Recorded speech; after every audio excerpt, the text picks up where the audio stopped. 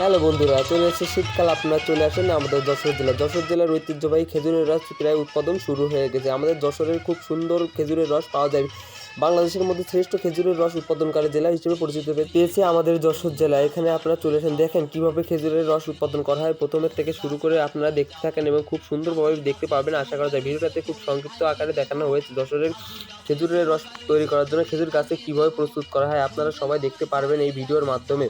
ভিডিওটি যদি পছন্দ করে থাকেন তবে একটু লাইক, একটু শেয়ার, একটু কমেন্ট করে দেবেন। আপনারা খেজুরের রস যশোরের বিখ্যাত, আপনারা চলে আসবেন যশোরের খেজুরের রস খাওয়ার জন্য। আশা করা যায় সকলের প্রিয় পছন্দ এবং শীতকাল আসলে মনে পড়ে যায় যশোরের খেজুর রসের কথা, যা পিঠাপুলি এবং পায়েসের জন্য খুব সুন্দর এবং সুন্দর থেকে সুন্দর, যা মুখে বলে বোঝাতে পারবো না। আমরা যশোরিয়ান, আমাদের শীতকাল আসলে মনে পড়ে যায় শীতের পিঠাপুলি, যা খেজুরের রস ছাড়া কোনোভাবে তৈরি করা সম্ভব হয় না। কথায় আছে ছেলে ধুলে দেবো গাছ কাটতে যাবো, এই কথা কিন্তু আমাদের গ্রাম বাংলার ঐতিহ্যবাহী একটা গানের মাধ্যমে প্রকাশ করা হয়েছিল। প্রকাশকৃত সেই গানের সুরে তালে তালে গাছ কেটে যায়। গাছ কাটে কিভাবে দেখেন, দা দিয়ে সুন্দরভাবে গাছ কাটতে যায়। আপনারা দেখতে পাচ্ছেন ভিডিওর মাধ্যমে। এটা কিন্তু গাছ কাটার প্রথমের দিকে তৈরি, এখন কিন্তু রস বেরোবে না, কিছুদিন পরেই রস তৈরি হবে।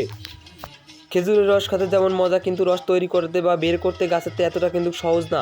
প্রথমের দিকে একটু কষ্ট তো হবেই বটে, যা গাছই কষ্ট করে উপর। যশোরের আছে যশ আর আছে খেজুরের রস, যেটা দিয়ে যা পুরো জেলা 64 জেলার ভিতরে খেজুরের রস বিখ্যাত।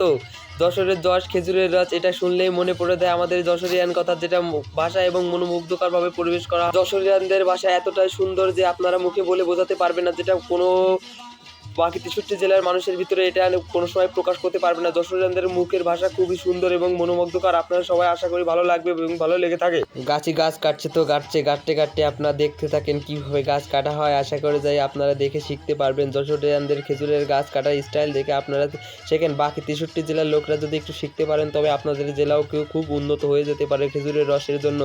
আমাদের খেজুরের রস বাদে আছে আমাদের অনেক কিছু ঐতিহ্যবাহী, যেটা আমি আপনাদের পরের ভিডিওয়ে বলে বোঝাবো। ছেলে ধুলে দেবো গাছ কাটতে যাবো, এই গানের তালে তালে আপনারা গাছ কাটা দেখতে থাকেন। দেখতে খুব সুন্দর লাগবে। আশা করা যায় গাছে কীভাবে গাছ কাটে দেখেন। গাছ কাটার প্রায় শেষ পর্বে চলে যাচ্ছে, কিন্তু ঠেলে ধরে দেবো গাছ কাটতে যাবো, গাছেও মুখে মুখে বলছিল এই গানের কথা। অবশ্যই আমি ভিডিও থেকে কাট করে কেটে রেখে দিয়েছি, যাতে আপনারা সাইডের ইফেক্টটাতে না শুনতে পান।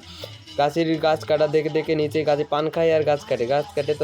এই তো গাছ সাইজ করছে, সুন্দরভাবে সাইজ করছে। প্রায় গাছ কাটা শেষ হয়েছে, গাছে এখন প্রায় নেমে আসবে। গাছ সোজা করা হয়ে গেলেই নেমে চলে আসবে আশা করা যায়।